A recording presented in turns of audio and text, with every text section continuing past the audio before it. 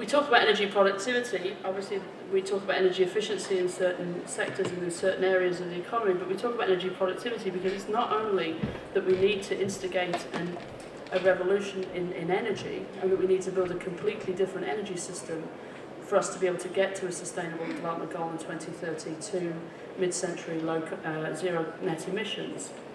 But once we've front-loaded that energy transition, or that's truly underway, that has to be the power behind the transport revolution, the transport transition, the industrial transition, the manufacturing transition that we also need.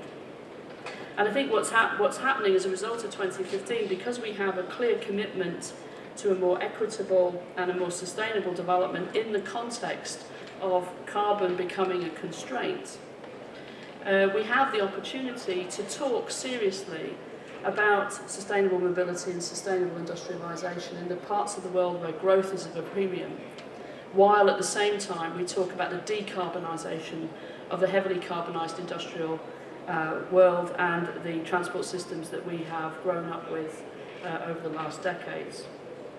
I think that also we have to be really adherent to a critical path. We could all be very busy doing lots of things and turn around in 10 years and say, oh, and where was the progress? Did we move the needle? Investors have got plenty of places where they could invest in. But we have to be really clear about where we can move the needle first so that other things will be unleashed. Where are the inflection points in this transition of an economy? I would argue that finding a way to shift the fuel mix for transportation could actually be one of those inflection points. And so making the business case and showing the investment opportunity and the investment pathway will be a very, very important part of this group's work, because let's face it, some things are sexier than others, attention spans are not very long, and we've got governments who need to figure out, of all the many things that you want me to do on Monday morning, which is the one that I should do that will get me the biggest bang for the buck. This is one of the areas where potentially we could get the biggest bang for the buck.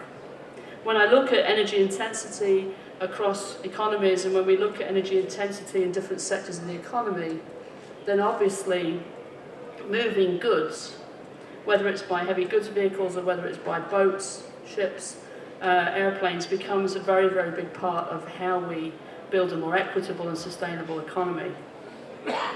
I think while we're all excited about electric vehicles, if we can change the fuels into the HGVs and improve the efficiency of HGVs quickly, especially in the economies of Southeast Asia, South Asia, East Asia, where we have high levels of growth and where we have urban populations growing exponentially, then the quality of air, the quality of health, the quality of the economy, the quality of trade will all improve. So we mustn't sort of be like 6-year-olds playing soccer in the United States, football where I come from, where everybody just chases the ball and passing hasn't really been established as a skill. Post-Paris, we need to know how to pass the ball. So we need to work on the things which are going to provide us with the quickest route to goal. And that's a challenge for this community too. When I look at the era of super efficiency and I look at the possibility of changing the fuel mix, then I think that what we see is extraordinary opportunity to bring an industry that will provide good quality, skilled and unskilled jobs into communities that are in pain at the moment or don't see a way forward, both in industrialised as well as developing countries. And again, we have to change the narrative and have to change the debate, because we have to persuade people to make different regulatory decisions in order to achieve a greater impact. And we're asking them to do things that perhaps haven't been done before, or things that they can't be certain of the impact. And so we have to put ourselves in the shoes of the decision maker, the shoes of the investor, the shoes of the C-suite and the board, in terms of how we move this forward more quickly. I just want to say a few words about Sustainable Energy for All, because many of you would have known it in the last 6 to 7 years as a remarkable platform created by the Secretary-General that brought a number of business and financial leaders together with governments to really think about why energy wasn't really being understood as the integrator and as the answer to many development problems. And of course, it became even more important in the run-up to Paris. It was the Working Group on Sustainable Energy for All that first of all thought about the 3 goals of the Sustainable Development Goal on energy. That we could actually, by 2030, expect to close the energy access gap sustainably with clean, affordable, reliable energy. That we could actually double the rate of energy efficiency within the system, and that we should aim to at least double the amount of renewables in the system. Those became enshrined in the Sustainable Development Goal, and now SE4 has pivoted from being an advocacy platform to a platform that helps you deliver. We believe that together we can go further faster. So now we empower leaders to unlock, finance and deliver sustainable energy for all, to deliver those solutions. We're an international organisation that has a privileged relationship agreement with the United Nations, and the Secretary General will continue to lead our work together with the President of the World Bank and myself. We will marshal the evidence, we will benchmark progress, we will amplify your voices, we will tell your stories of success, we will lift you up, help you go further faster. We will also nag you if we think that you are not missing, if you're not on track and are missing the point. That's what friends are for. And we hope to include you all in partnership agreements. Partnership agreements whereby we agree what you're going to do and how you're going to report it and how we're going to learn from your success and sometimes learn from your missteps and your failures. At the same time, a number of companies have come together in the last few years into what are called accelerators around key issues where we need to accelerate action. And of course it is in bioenergy that one of the more dynamic groups exists, led by my dear friend here, Gerard Ostheimer, who's going to come up and talk to you in a moment. We have been able to bring a partnership of the private sector and government together around this issue. Now in the era of implementation, it's about bringing the public and private sector together in the jurisdictions where there is so much progress still to be made, where perhaps things aren't moving quickly enough, and on sectors of the economy where we need to make great progress. And as you heard in the numbers in the introduction to this session, biofuels is one of those. We have produced a series of heat maps that show, for energy efficiency, where the energy intensity lies around the world. They also show which countries are becoming more energy productive at the quickest rate. We've overlaid those heat maps then with the investment climate in each of those countries. How good or bad is it? And then we've overlaid it with information about the regulatory environment that supports energy efficiency and energy productivity. We'll be publishing and using those heat maps as a guide to where we could focus to get the greatest impact in the greatest amount of time. But what I can tell you here is that there is room for improvement everywhere. There is not one single country, not inside the OECD, not inside the European Union, not in the G20, not in any emerging market, that can sit back and say we've done a good enough job. We are leaving money on the table by not finding ways to bring the productivity conversation into a fuel source conversation across economic sectors and driving this forward.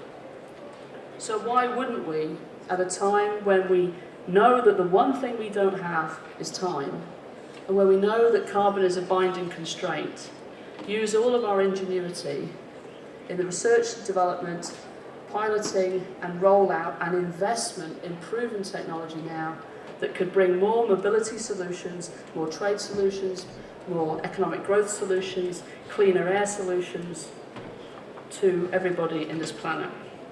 So I just want to say that this is an area of work that I hope that we will be supporting much more in the future, and that Gerard's going to be leading that together with many others. There's room for many, many more of you to be around the table really brainstorming and crunching through this with a very disciplined focus on what are the things that need to be done on the public sector side, on the investment side, within industry to help this sector grow the fastest. As your special representative, as the CEO of SE for All, we can use the bully pulpit that we create to try to move things further faster. I want to thank you very much for your commitment to the issue. I'm sorry I have to run off. I'm actually going to go and talk about burning wood, which is the one thing we shouldn't be doing as we build bioenergy. So you're the Cinderella, and now I'm going to go and talk to the evil twin sisters. So thank you very much, and I wish you the best of luck. Bye-bye.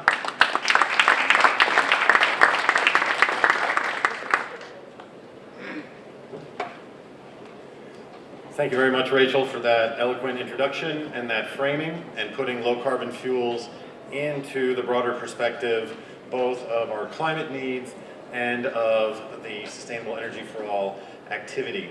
So I'm proud to be sponsored actually by Novozymes to serve as the global lead for sustainable bioenergy under the Sustainable Energy for All initiative. And we are currently focusing on two things. One, we want to contribute biopower to achieve the universal energy access goal. And then secondly, we want to help double the use of renewables, largely through bringing sustainable low carbon fuels to the global transportation fuel mix. And to accelerate that, we have partnered with the World Business Council for Sustainable Development. So WBCSD, made up of over 200 companies, they bring the power and the dynamism of the private sector. SE for All brings the power of the public sector, and together we have created a new entity, which we're introducing to you today, called Below 50. And as the name implies, Below 50 seeks to increase the seeks to accelerate the adoption of low carbon fuels. And we're doing this in a number of ways, but largely through engaging governments and finding ways that entities, as represented by our panelists, can engage to drive forward the use of low carbon fuels. So now I'd like to invite our panelists who are going to tell you about the way that they're contributing to Below 50 to please come on stage. And our first speaker will be William Brandt, who serves as the Director of Strategic Integration at the Arizona State University Lightworks program.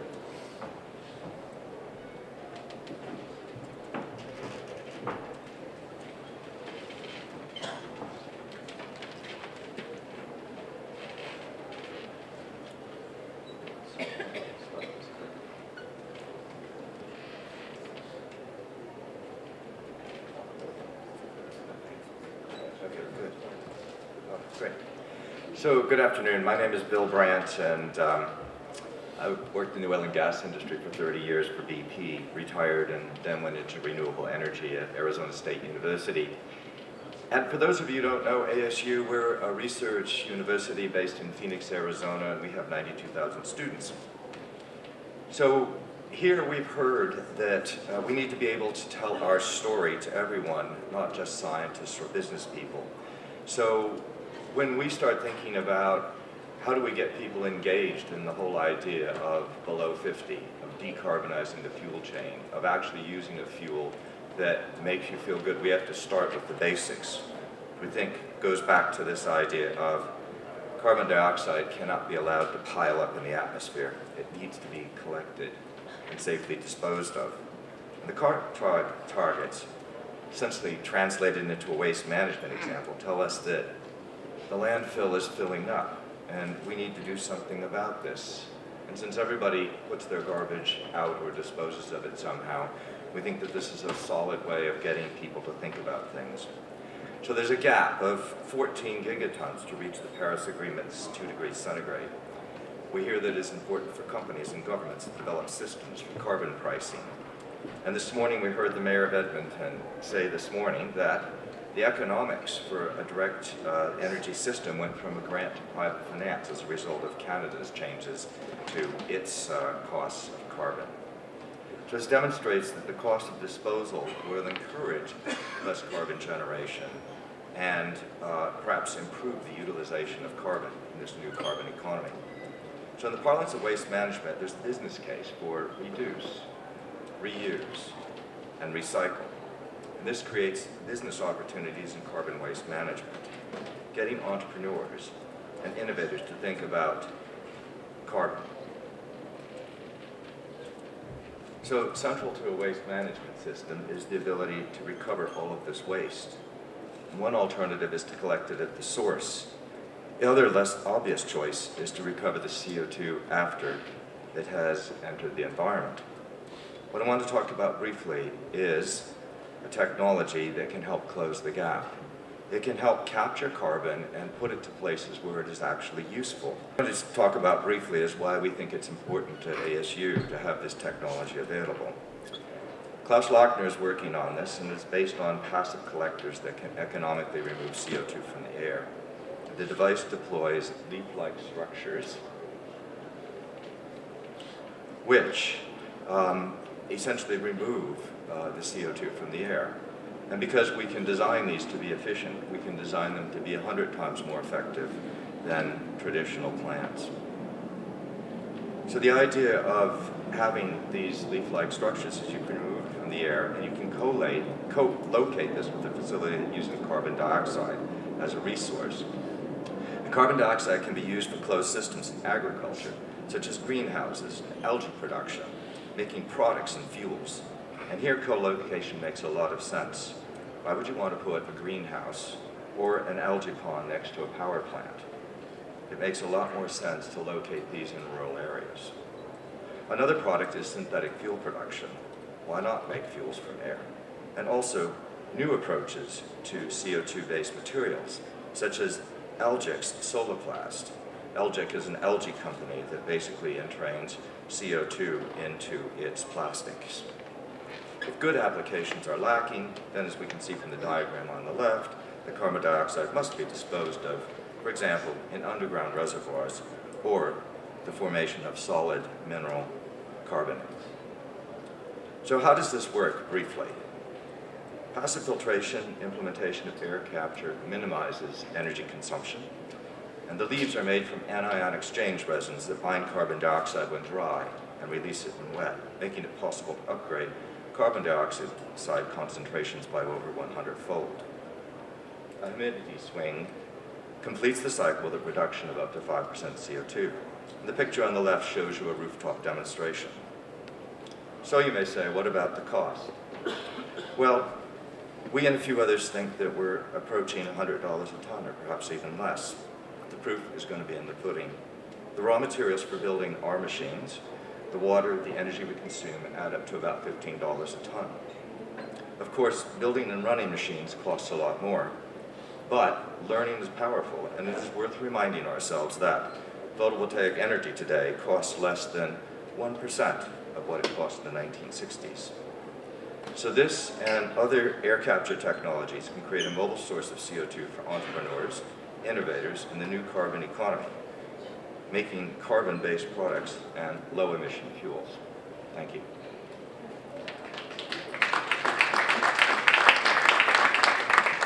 Thank you very much, Bill. Expediting now to Sean.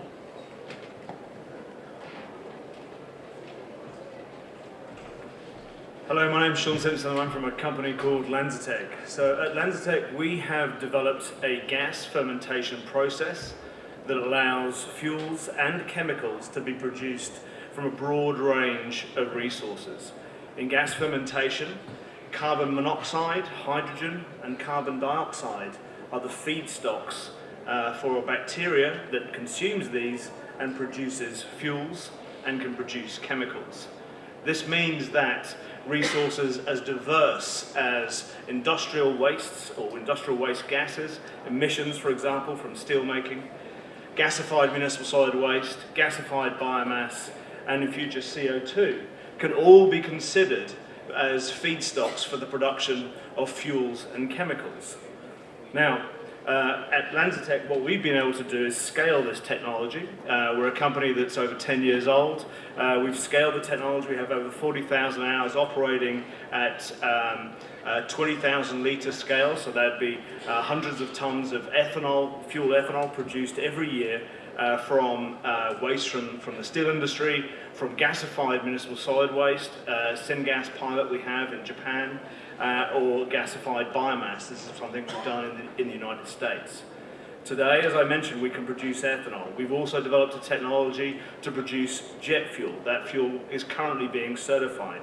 And we developed a platform to produce chemicals. This therefore means that our technology allows carbon capture, sequestration, and utilization of key emissions from very large industries. But we have a big challenge. Right now, in geographies such as Europe and the US, the use of resources such as emissions from industry, byproducts, inevitable byproducts from these industrial processes are not considered as feedstocks for the production of biofuels. We have prescribed what feedstocks technologies can use, rather than prescribing the outcome or the delivery of those fuels, i.e. what degree of greenhouse gas savings that we can make. And this, for us, is a major barrier to the commercialization of what is, right now, a solution that can be deployed at scale. We have 3 commercial projects. We have a commercial project signed with CFC, the largest steelmaker in Taiwan. We have a commercial project under construction with Shaogang, the 4th largest steelmaker in China. And we have a signed up commercial project with ArcelorMittal, the world's largest steelmaker in Europe. But that European project currently is under threat because policy in Europe does not recognize a fuel produced from steel mill off gases as a biofuel. And therefore getting the finance for that right now is a big challenge. So one of the things that I've come here to address is how can we remove these policy barriers for the production of very low carbon fuels that's available today, commercial today, mature today. Thank you. Thank you, Sean.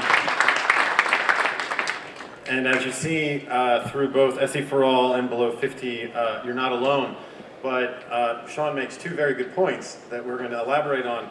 First, technology solutions are available. So we're not talking about things that are in the lab. We're talking about things that can be built, that can be capturing carbon immediately. But the second issue, which is countries have established their NDCs, but the mechanism by which those goals are achieved are unclear. And in fact, in many countries, there are barriers there are internal barriers for country to achieve their own NDCs.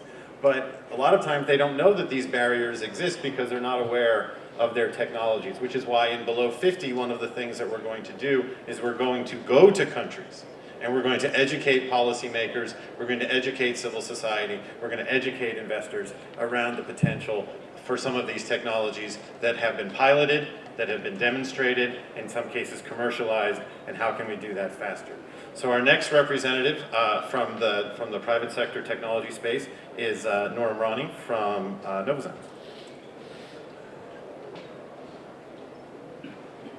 Thank you very much.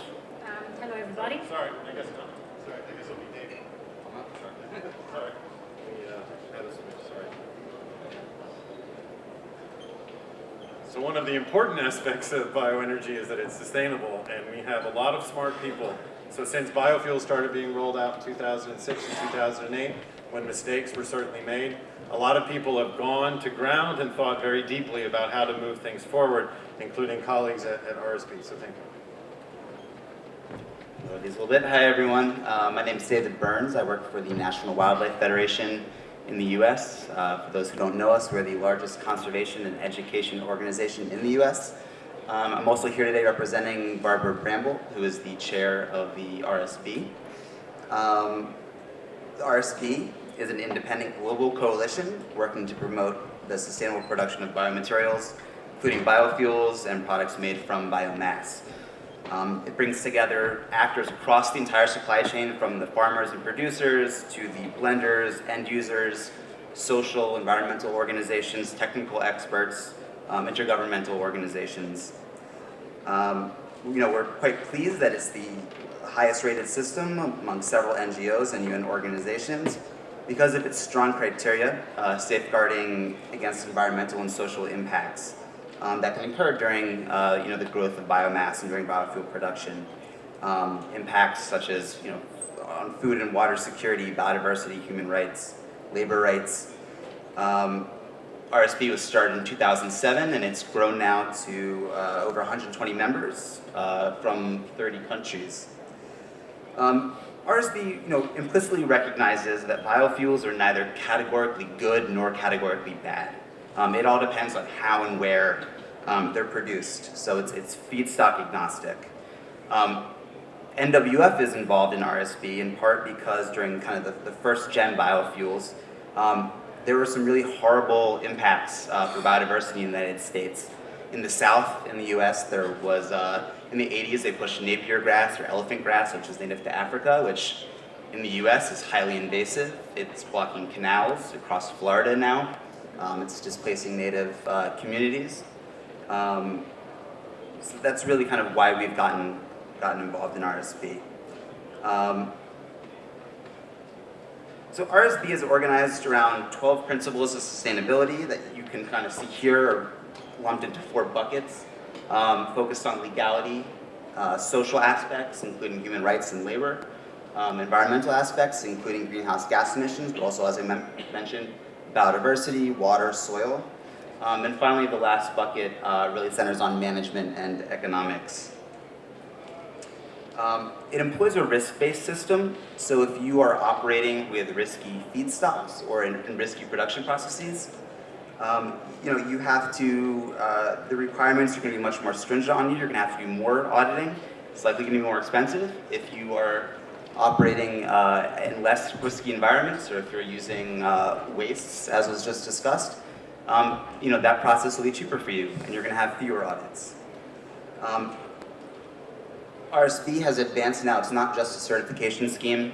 It is providing advice to governments, to ICAO, to below 50.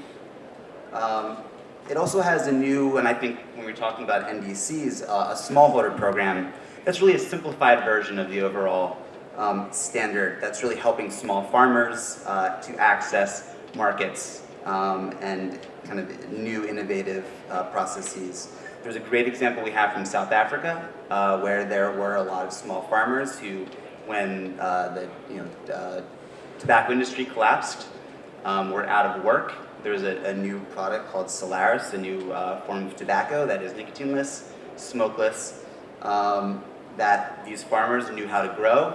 That's now, they were linked up with South African Airlines, and they are now providing the feedstock for the biojet fuel used by South African Airlines, and the crop, the remnant, can be used for cattle feed. So this is kind of a great win-win that we're linking really high-tech innovation with rural development, which is a great success story. So I think I'll end there, but rsb.org, and if you have any additional questions, please feel free to come find me afterwards. Thank you.